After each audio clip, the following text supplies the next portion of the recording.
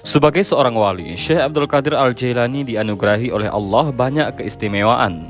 Keistimewaan Syekh Abdul Qadir dari Allah ini bukan hanya ketika beliau telah lahir dan sudah menjadi wali besar. Sejak sebelum lahir pun, Syekh Abdul Qadir sudah dianugerahi sejumlah keistimewaan oleh Allah. Sejak di dalam kandungan, beliau sudah diberi keistimewaan oleh Tuhan. Karenanya, beliau tergolong manusia istimewa. Mengenai keistimewaan Syekh Abdul Qadir dari Allah, baik ketika beliau belum lahir maupun sesudah lahir ke dunia ini, bisa dibaca di dalam kitab-kitab manaqib beliau. Di antara keistimewaan beliau sebelum lahir adalah beliau bertemu dengan Rasulullah Sallallahu Alaihi Wasallam di malam Mi'raj, sebagaimana di dalam kitab manaqib Jawahirul Ma'ani. Misalnya dikisahkan bahwa waktu Rasulullah Sallallahu Alaihi Wasallam dimi'rajkan oleh Allah, beliau dipertemukan oleh Allah dengan ruh-ruh para nabi dan rasul sebelum beliau. Bukan hanya dengan para nabi, Rasulullah juga dipertemukan dengan para wali. Saat Rasulullah hendak naik mencapai Arash, maka Allah mengutus roh Syekh Abdul Qadir untuk menghadap Rasulullah Sallallahu Alaihi Wasallam. Saat itulah pundak Syekh Abdul Qadir dijadikan sebagai tangga bagi Rasulullah untuk naik ke Arash. Ketika hendak naik ke pundak Syekh Abdul Qadir itu, Rasulullah pun bertanya kepada Allah, siapa sesungguhnya sosok yang menyediakan pundaknya sebagai tangga untuk naik ke Arash itu? Allah pun menjawab bahwa sosok yang ia injak pundaknya itu adalah cucu beliau sendiri yang bernama Abdul Qadir. Saat itu juga Allah berkata kepada Rasulullah, seandainya aku tidak menutup pintu kenabian dengan dirimu Muhammad, pastinya aku akan mengangkat Abdul Qadir sebagai nabi setelahmu. Setelah itu Rasulullah pun berkata kepada cucunya itu, hai cucuku, sungguh beruntung kau bisa melihat dan bertemu denganku. Dan betapa beruntungnya orang-orang yang bisa melihat dan bertemu denganmu. Dan betapa beruntungnya pula orang yang bisa melihat orang yang pernah bertemu denganmu. Begitu seterusnya hingga 27 generasi. Aku berdiri di atas pundakmu dan kau berdiri di atas pundaknya para wali. Peristiwa ajaib itu terjadi ketika Syekh Abdul Qadir Al-Jailani berada di alam roh. Saat Syekh Abdul Qadir lahir ke dunia atau ke alam material ini, beliau pun terus dianugerahi tanda-tanda keistimewaan oleh Allah. Di antara keistimewaan Syekh Abdul Qadir ketika masih bayi ini adalah dirinya yang sudah ikut berpuasa Ramadan. Seperti dikisahkan oleh Al-Syafi'i dalam sebuah karyanya, Khulasah Al-Mufakir fi Manaqib Syekh Abdul Qadir wa Jama'ah min Asyukh Al-Akbar, bahwa suatu hari ibunya Syekh Abdul Qadir, Ummu Al-Khair, berkata, ketika aku melahirkan putraku, Abdul Qadir, ia tidak mau menyusu pada siang bulan Ramadan. Karena ketidakmauannya menyusu di siang hari saat bulan Ramadan itu, maka Syekh Abdul Qadir lalu menjadi penanda bagi masuknya bulan Ramadan. Jadi, masyarakat di kampung Jilan saat itu, ketika hendak mengetahui apakah bulan Ramadan sudah datang atau belum, maka salah satu caranya adalah melihat Abdul Qadir yang masih bayi. Apakah bayi ini masih mau menyusu di siang hari ataukah sudah tidak? Jika memang di siang hari sudah tidak bersedia menyusu, maka pertanda bulan Ramadan sudah datang. Kabar ketidakbersediaan Abdul Qadir tidak mau menyusu di siang hari saat bulan Ramadan lalu menyebar keluas ke masyarakat. Masyarakat pun gempar bahwa ada seorang bocah bayi bernama Abdul Qadir yang ikut berpuasa. Lalu dikabarkan pula bahwa ibu Syekh Abdul Qadir mengandung beliau ketika berusia 16 tahun. Hingga ketika memasuki usia remaja atau masa menuntut ilmu, keistimewaan Syekh Abdul Qadir semakin mempesona dan menarik perhatian banyak orang. Kisah yang paling terkenal tentang keistimewaannya di usia remajanya adalah soal kejujurannya ketika dirampok oleh segerombolan begal sewaktu dirinya hendak pergi menuntut ilmu ke Baghdad. Seperti dikisahkan dalam kitab Irsyadul Ibad karya Syekh Zainuddin bin Abdul Aziz Al-Malibari yang mengutip cerita dari Al-Yafi'i, dari Abdullah Muhammad bin Muqatil, dari Syekh Abdul Qadir Al-Jailani. Dalam kitab tersebut dikisahkan bahwa pada suatu hari Abdul Qadir yang usianya masih belia meminta izin ibundanya untuk pergi melanjutkan pendidikannya ke kota Baghdad. Sejak kecil anak ini memang sudah haus dengan ilmu. Kepada ibundanya, dirinya ingin sekali berguru kepada ulama dan orang saleh di Baghdad. Sang ibunda pun merestuinya. Karenanya, layaknya seorang anak yang hendak pergi mondok ke pondok pesantren, sang ibunda memberikan bekal kepada Abdul Qadir, bekal berupa uang 40 dinar. Supaya aman, maka uang bekal itu disimpan di sebuah saku yang sengaja dibuat di posisi bawah ketiak. Tak lupa juga sang ibunda berpesan kepada Abdul Qadir untuk senantiasa berkata benar dan jujur dalam setiap kondisi apapun. Pesan sang ibunda ini dipegang benar oleh Abdul Qadir. Maka setelah cium tangan sang ibunda, Abdul Qadir pun meninggalkan kampung halamannya untuk menuju Baghdad. Saat itulah Baghdad memang dikenal sebagai pusat ilmu pengetahuan, yaitu kota pendidikan. Di kota inilah tinggal banyak ulama, ilmuwan, filosof, bahkan para sufi termasuk Al-Ghazali juga hidup di kota ini dengan menjadi pimpinan Universitas Nizamiyah Baghdad. Untuk pergi ke Baghdad itu, Abdul Qadir juga ikut bersama rombongan saudagar yang juga hendak mengais rezeki di Baghdad. Pergilah, aku sudah menitipkan keselamatanmu pada Allah, supaya kamu berada di dalam penjagaannya, kata ibunda Abdul Qadir Jailani. Anak yang pemberani dan diproyeksikan oleh Allah sebagai pemimpin para wali itu pun pergi bersama rombongan kafilah. Saat itu, kendaraan para pedagang adalah onta, sehingga membutuhkan waktu yang lama untuk sampai di Baghdad. Berhari-hari, siang dan malam, Abdul Qadir bersama rombongan dagang itu melintasi padang pasir. Di tengah perjalanan itu, sebuah musibah terjadi. Ketika rombongan Abdul Qadir melintasi sebuah kampung bernama Hamadan, tanpa diduga muncul sekitar 60 orang pengendara kuda, menghampiri lalu merampok seluruh harta rombongan kafilah. Namun anehnya, tak ada satupun rombongan rampok itu mendekati Abdul Qadir. Hingga akhirnya salah seorang dari rampok itu mencoba bertanya kepadanya, "Hai anak miskin, apa yang kamu bawa?" "Aku membawa 40 dinar," jawab Abdul Qadir polos, lugu dan jujur. "Di mana kamu meletakkan uang itu?" "Aku menaruhnya di saku yang terjahit rapat di bawah ketiakku," jawabnya lagi dengan polos tanpa rasa takut. Perampok itu tetap tak percaya dan mengira Abdul Qadir sedang meledeknya. Rampok itu pun segera meninggalkan bocah laki-laki itu. Hingga tak lama kemudian datang lagi salah satu anggota rampok yang lain dengan melontarkan pertanyaan yang sama. Abdul Qadir pun kembali menjawab dengan apa adanya, dengan jujur. Namun lagi-lagi perkataan jujurnya itu tetap tak mendapat respon serius. Dan si perampok itu pun langsung pergi begitu saja meninggalkan Abdul Qadir. Namun diam-diam kedua rampok itu melaporkan Abdul Qadir kepada pemimpinnya. Gombong rampok ini pun penasaran dengan Abdul Qadir. "Panggil bocah itu kemari," perintahnya. Pergilah anak buahnya itu memanggil Abdul Qadir menghadap pimpinan rampok. Wajah Abdul Qadir pun tetap tenang, tanpa ada rasa takut sedikit pun saat berhadapan dengan pimpinan begal itu. "Hai bocah, apa yang kamu bawa?" tanya pimpinan perampok itu. 40 dinar, jawab Abdul Qadir dengan tenang dan lagi-lagi dengan jujur. "Di mana kamu sembunyikan uang 40 dinar itu sekarang?" tanya rampok itu lagi.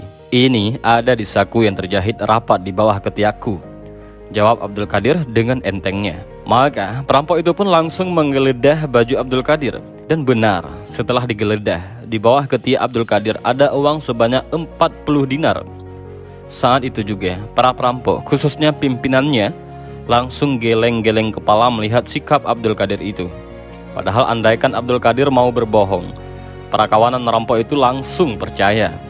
Sebab di samping masih tergolong anak-anak, Abdul Qadir juga memakai pakaian yang sederhana layaknya seorang santri.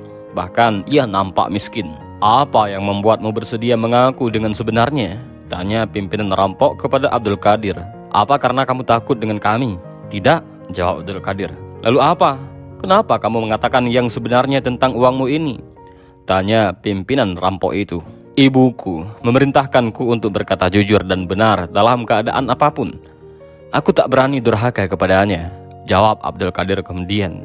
Mendengar jawaban Abdul Qadir itu, pimpinan perampok itu langsung menangis. Kata-kata Abdul Qadir itu seperti sebuah anak panah yang menancap di hatinya, yang membuat dirinya dipenuhi rasa penyesalan.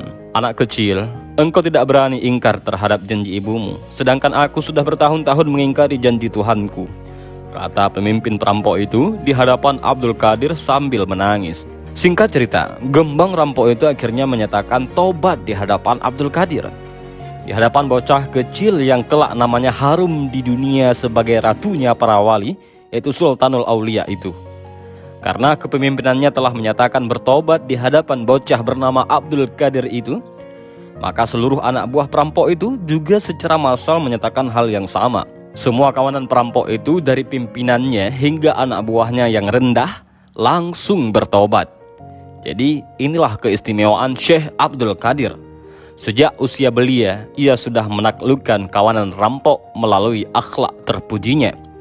Dari kisah itu, ada dua hal yang penting yang bisa dipetik. Pertama adalah soal kejujuran dan berkata benar. Dan kedua adalah patuh dan taat kepada orang tua, terutama ibu. Dan selanjutnya kita akan membahas tentang menuntut ilmu di Baghdad. Dalam usia 18 tahun, ia sudah meninggalkan Jilan menuju Baghdad pada tahun 488 Hijriah ataupun 1095 Masehi. Tujuan utama Syekh Abdul Qadir ini sesungguhnya hendak masuk ke kampus Nizamiyah yang dipimpin oleh Al-Ghazali. Namun saat Syekh Abdul Qadir tiba di kampus itu, Al-Ghazali sudah tidak ada di Nizamiyah dan telah pergi melakukan pengembaraan ke negara-negara lain. Al-Ghazali memilih meninggalkan Nizamiyah karena dirinya saat itu tengah dirundung keraguan hebat, sehingga ia lebih memilih melepaskan seluruh kedudukan dan kesuksesannya yang gemilang di Baghdad, terutama statusnya sebagai guru besar hukum dan teologi di Nizamiyah. Nizamiyah kemudian dipimpin oleh adik Al-Ghazali, yaitu Ahmad Al-Ghazali. Keinginan Abdul Qadir itu kandas karena dirinya tidak diterima di kampus favorit itu. Karena tidak diterima belajar di Nizamiyah yang dipimpin Ahmad Al-Ghazali, meski demikian ia tetap tinggal di Baghdad untuk berguru kepada para ulama lain di negeri 1001 malam itu, seperti Ibnu Aqil, Abul Khattat, Abul Husain Al-Farra, dan juga Abu Sa'ad Al-Mukharrami. Ia pun mempelajari beragam disiplin ilmu keislaman seperti fikih, tafsir, hadis, dan sastra Arab. Untuk bidang fikih, Abdul Qadir mempelajari mazhab Hambali dengan berguru kepada Abu Sa'id Al-Mukharrami atau yang populer disebut dengan Al-Makhzumi. Kemudian di bidang tafsir, beliau belajar kepada Hazrat Abu Ghalib Ahmad dan Hazrat Abu Qasim Ali. Lalu di bidang sastra Arab, beliau belajar kepada Hazrat Abu Zakaria Yahya At-Tabrizi. Selain itu, beliau juga dengan tekun dan intensif berguru tasawuf kepada Abu Khair. Dia menimba ilmu pada ulama-ulama tersebut hingga dirinya mampu menguasai ilmu-ilmu usul dan juga perbedaan-perbedaan pendapat para ulama, utamanya di bidang hukum Islam. Berkat kecakapannya, Abu Sa'ad Al-Mukharrami yang saat itu membangun sekolah kecil-kecilan di daerah Babul Azaj, lalu menyerahkan pengelolaan sekolah tersebut sepenuhnya kepada Abdul Qadir. Sebagai santri yang tawadhu dan taat kepada guru, maka Abdul Qadir menerima titah gurunya itu. Ia mengelola sekolah yang didirikan gurunya itu dengan sungguh-sungguh. Ia bermukim di sana sambil mengajar dan memberikan pengajian kepada orang-orang di sekitar sekolah tersebut. Banyak orang yang bertobat setelah mendengar nasihatnya. Banyak pula orang yang bersimpati kepadanya, lalu datang menimba ilmu di sekolah yang dikelolanya itu, hingga sekolah itu tidak mampu menampung lagi banyaknya santri yang mendaftar. Sekolah itu kemudian diperluas dan direnovasi total seperti baru. Pada tahap perkembangannya, sekolah yang didirikan gurunya itu pun lalu populer dengan nama sekolah Syekh Abdul Qadir Al-Kailani. Hingga saat ini, sekolah ini masih berdiri tegak di Baghdad dan dikenal dengan nama Sekolah Al-Qadiriyah. Terkait dengan kecerdasan Syekh Abdul Qadir saat belajar di Baghdad sehingga menguasai beragam fan ilmu, di dalam Zail At-Tabaqat Al-Hanabilah, Ibnu Rajab menuturkan, ia menguasai 13 bidang ilmu. Banyak orang yang belajar pada Syekh tentang tafsir, hadis, dan persoalan mazhab. Setiap mengeluarkan fatwa, ia menggunakan kaidah fikih Imam Asy-Syafi'i dan Imam Ahmad bin Hambal. Ia juga menguasai ilmu perbandingan, usul fikih, dan nahu, yaitu gramatika Arab. Selepas zuhur, ia selalu mengkaji ilmu qiraat. Selama menjadi santri di Baghdad pula, Abdul Qadir selain tekun mendalami beragam jenis fan ilmu, ia juga terkenal rajin bertirakat atau riyadhah. Setiap kali habis belajar di kelas, Abdul Qadir melakukan kelana ke hutan-hutan dan tempat-tempat sepi di Baghdad. Di tempat-tempat seperti hutan dan gurun-gurun pasir inilah, beliau menghabisi malam-malamnya untuk bermunajat kepada Allah. Abdul Qadir melakukan tirakat dan riyadhahnya ini tidak memperdulikan cuaca. Baghdad di malam hari dikenal sangat dingin, namun kondisi alam yang keras ini tetap tidak menyurutkan langkah Abdul Qadir. Ketika tenaganya habis terkuras untuk melakukan riyadhah, zikir, dan ibadah kepada Allah, ia pun istirahat sejenak hanya dengan beralaskan tanah dan berbantalkan batu. Saat melakukan tirakat di malam hari di hutan-hutan dan gurun pasir itu, Abdul Qadir hanya mengenakan jubah dan serban yang tipis. Dan manakala dirinya dirundung rasa lapar, ia mencari tumbuh-tumbuhan liar yang ada di hutan atau sungai untuk ia makan. Tumbuh-tumbuhan itu masih bersifat alami dan belum ada yang memiliki. Terkait dengan riyadhahnya yang begitu keras ia lakukan selama menjadi santri di Baghdad, Abdullah As-Sulami pernah berkata, "Aku mendengar Syekh Abdul Qadir berkata, aku pernah tak menyentuh makanan sama sekali selama beberapa hari. Ketika aku tiba di suatu tempat di daerah timur, tiba-tiba datang seseorang menyerahkan kertas yang terlipat keras. Dia lalu pergi meninggalkanku. Aku terus melanjutkan perjalanan sampai bertemu dengan orang yang menjual sayuran. Aku membeli sepotong roti kering dan makanan bercampur roti. Lalu aku berjalan menuju sebuah masjid terpencil. Aku duduk menyendiri di masjid itu untuk mengulangi mata pelajaran yang aku dapatkan. Aku meletakkan makanan itu di depanku sambil menghadap kiblat. Aku berpikir bahwa aku akan makan ataukah tidak. Lalu aku membuka secari kertas yang terselip di dinding masjid. Aku mengambil dan membaca tulisan yang ada di dinding masjid. Allah berfirman dalam sebahagian kitabnya yang diturunkan pada zaman lampau, bahwa makanan dan hawa nafsu hanya diperuntukkan bagi orang-orang mukmin yang imannya lemah, supaya mereka menjadikan makanan tersebut sebagai alat untuk beribadah dan mengerjakan ketaatan. Setelah membaca isi kertas tersebut, aku segera mengambil sapu tangan dan membiarkan makanan itu tetap menghadap kiblat. Aku segera sholat 2 rakaat dan pergi. Dalam sebuah pernyataannya sendiri, Syekh Abdul Qadir pernah berkisah, aku makan buah-buahan berduri, sampah sayur-sayuran, dan daun-daun busuk yang terhempas ke pantai. Aku tercekik oleh kelaparan di sebuah negeri yang dibilang makmur yang bernama Baghdad, sehingga beberapa hari aku tidak menyentuh makanan, dan yang aku makan hanyalah sisa-sisa yang dibuang. Pada suatu hari aku sangat kelaparan. Aku pergi ke tepi pantai untuk mencari sekedar daun-daun busuk atau semacamnya. Tetapi kemana saja aku pergi selalu saja ketemukan orang-orang miskin yang kondisinya sama denganku. Aku takut berebut dengan mereka. Aku memilih pulang dengan tangan hampa. Aku masuk ke dalam masjid dan rasa lapar telah benar-benar mencengkramku. Aku bahkan sudah tak kuat lagi berpegangan. Aku duduk di emperan masjid. Kematian terasa dekat denganku. Tiba-tiba datang seorang pemuda yang juga datang ke masjid. Dia membawa roti dan makanan bakaran. Dia duduk sambil makan. Saat dia mengunyah sesuap makanan, hampir saja mulutku ikut menganga karena terasa lapar.